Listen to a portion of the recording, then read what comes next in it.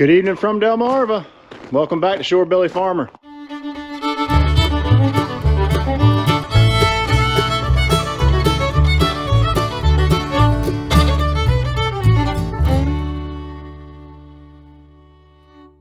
I don't think we're going to see much of a sunset tonight.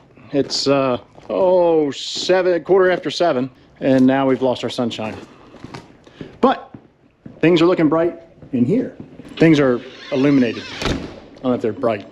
We've got a little project that I'm getting ready to start working on. First things first, I got the heat on. Feels good.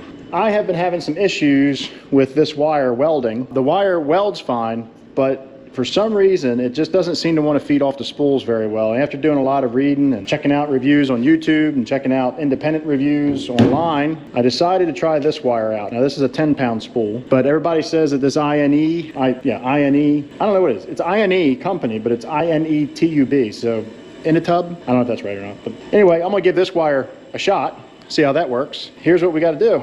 Our cylinder rod on the end of the cylinder that lifts this chisel plow up busted. It has completely broke apart. Now, I don't know how successful. Here's the other part to it. Oh, go gadget arm. Got it. Maximum effort. I don't know how successful I'm going to be at trying to weld this all back together. I did weld it once before, and I know the error of my ways now. I basically put the two pieces together and just kind of welded around the seam and ground it all down, hit it with some emery cloth to polish it, and that was it. But as you can see, it almost looks like a, what would you call it, a crust? Casing? You could see where it makes the difference in color right around the edges, and it just didn't penetrate good enough. So after doing some reading and research, what I need to do is I need to grind those edges away, maybe 1/8 of an inch, a little bit more, and reveal a deeper hole or surface, so that way I can get my welding rod down inside that surface and weld around it, then come back and weld another layer.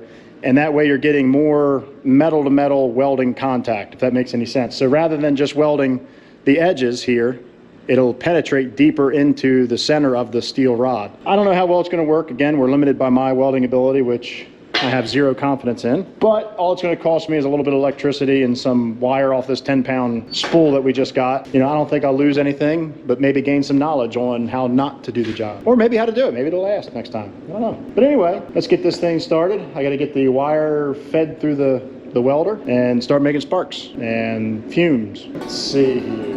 Insert tab A and slot B. Yeah, I don't think that's happening. But I guess we have to do that, right? If I do that, it's going to be feeding from the back. It's got to go this way.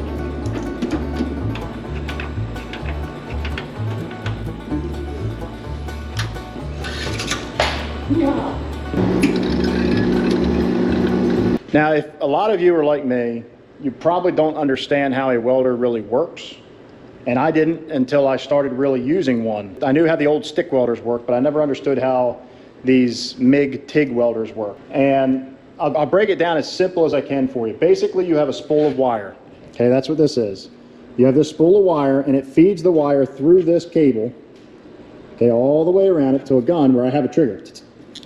And what it's doing is it's putting low voltage, somewhere around 10 to I think it's 30 volts DC on the shield, okay? And this shield is tied to this ground clamp. The negative voltage is on the wire that gets fed out. And as I hit this trigger, this wire feeds out, and I can set the speed at which it feeds out. Imagine a light bulb, okay? You turn electricity on and the light bulb in your house comes on. And I'm sure we've all looked inside a light bulb and we've seen the little tiny wire in there that's called the filament. Imagine that on a much, much grander scale. This is creating an arc.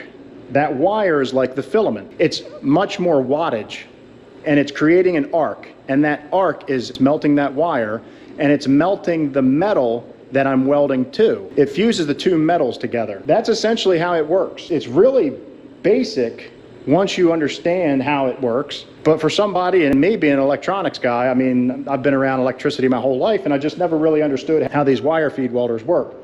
And now that I have a basic understanding of them, it's pretty neat, actually, that you can harness that much energy and melt metal with just such a thin, tiny little piece of wire. Not very big. I think it's 35 hundredths of an inch. And there's different types. I mean, there's, like, this has got what they call a flux core. So inside the wire is a very thin chamber of something known as flux. We use flux when we solder. And basically what it is an anti-corrosive agent that cleans metal as you're welding or as you're soldering. In simplest terms, that's the way I can explain it. That is what helps to weld or solder. Anyway, we've got to do a little weld here too. I already straightened this piece of metal down that holds this, what they call a buster bar on here. And all it does is when we chisel plow, it leaves all these humps. And this buster bar just helps smooth out the ground a little bit. But this was bent up and it had busted this weld there, and there's one on the other side. So we gotta touch that weld up first. And I'm gonna use that to learn how this wire does compared to the wire I'm used to. Apparently it's kind of a big difference, so I'd rather learn on that before I learn on that.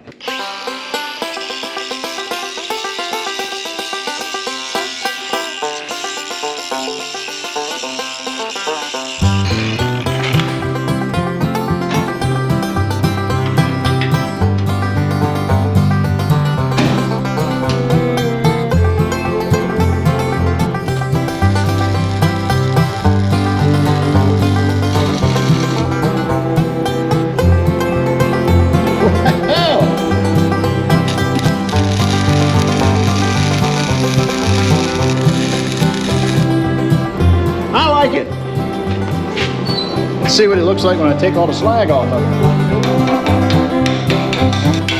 Hold on. Hold your horses.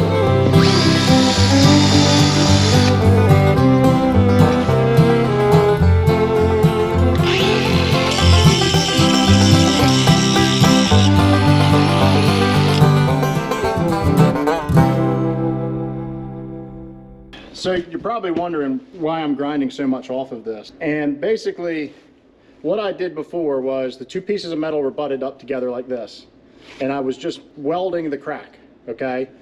That did not hold with the pressure of that cylinder. It busted right apart. So what I'm doing now is I'm creating a big groove. Okay, that big groove is going to be, one piece of metal, this piece of metal, they'll come together, and then I can do multiple welds back and forth inside this groove until I'm filled all the way out to the top. Rather than having that one bead to try to hold everything together, now I've got what could end up being 7 or 8 welds laid one on top of the other to fuse this piece of metal to that one. Clear as mud? I didn't think so. And I don't know though if that's right. All right, I don't know. I'm trying.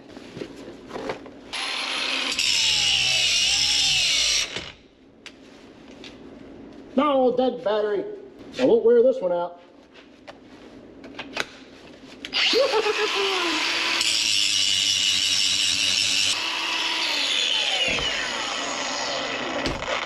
All right, I'm gonna go test fit this real quick.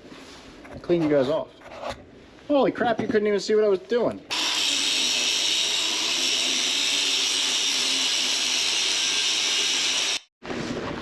Phew. I might have got a little carried away with it, but here, I'll show you what oh my goodness. You guys okay? I didn't lose anybody today? All right. If you see, it opened up the contact area for the weld to be much, much wider. I might have taken a little too much off. I don't know, we'll find out.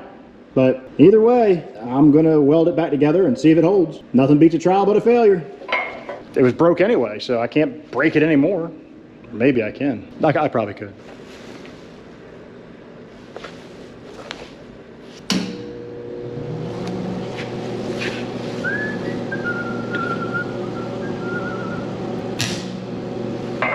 That was bright.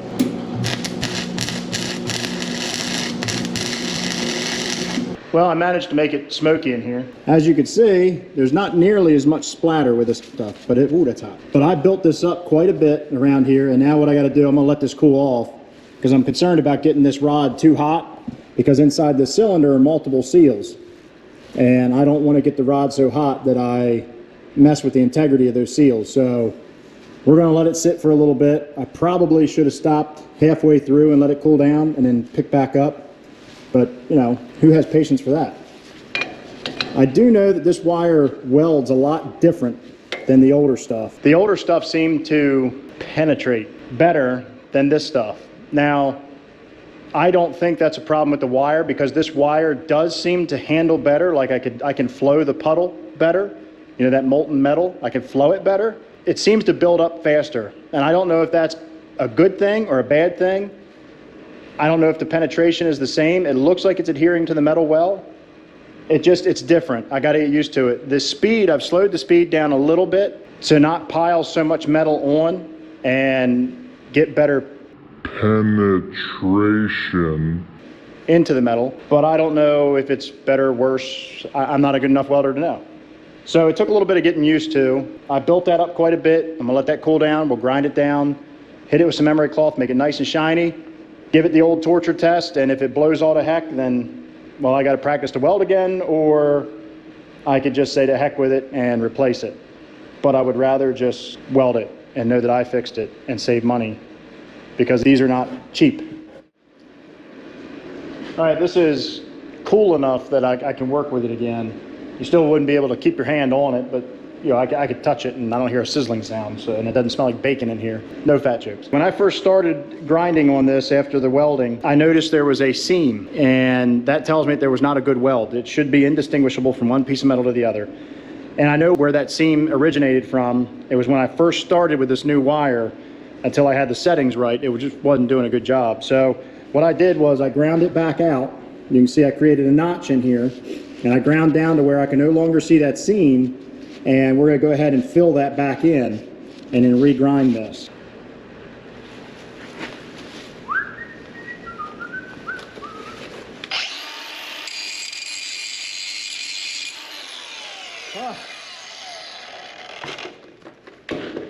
I feel like the kid from Little Giants. I can't see with this thing on!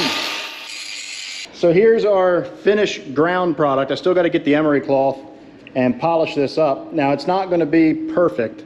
I'm not good enough, nowhere near it, to get this cylinder to be perfect, but it doesn't need to be, because the cylinder only retracts to about here. So this part of the cylinder will still have a good seal, and I don't need to worry about, you know, oil or tearing up the seals in there. It only retracts to about here. So we're well behind that. But that's our weld job in all of its glory. Not gonna be winning any beauty contests with that one.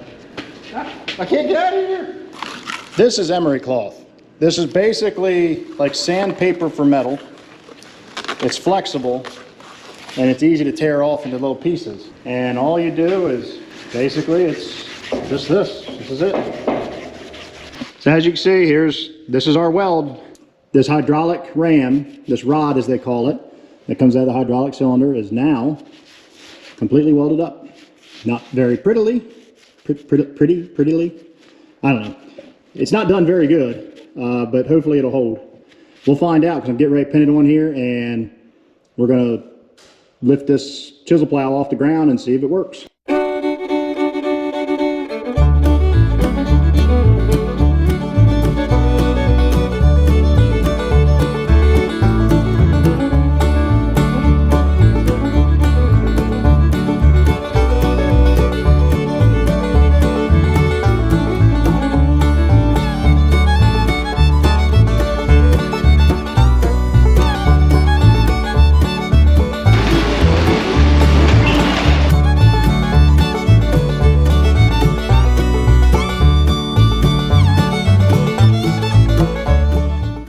Well, that's going to do it for us.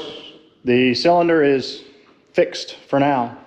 I mean, I banged it up and down. Actually, I should say Miss Shorebilly jumped in the tractor for me so that way I could line the pins up. She banged it up and down a few times. I had to raise it up real fast, drop it real hard. It's still there. It hasn't broke yet. But I went ahead and put the cylinder stops in. What these cylinder stops do is it keeps it from retracting too far. And that's essentially how we set the depth on these old chisel plows, to keep them from going too deep. So it's there. We'll find out. But anyway, thank you all for watching, and goodbye from Delmarva, Shorebilly Farmer, out.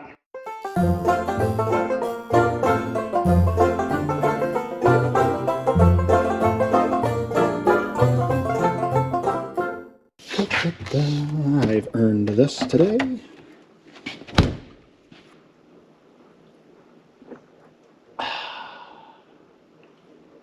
I was thinking, I wonder if I should paint these John Deere chisel plows blue to match the tractor, make them custom.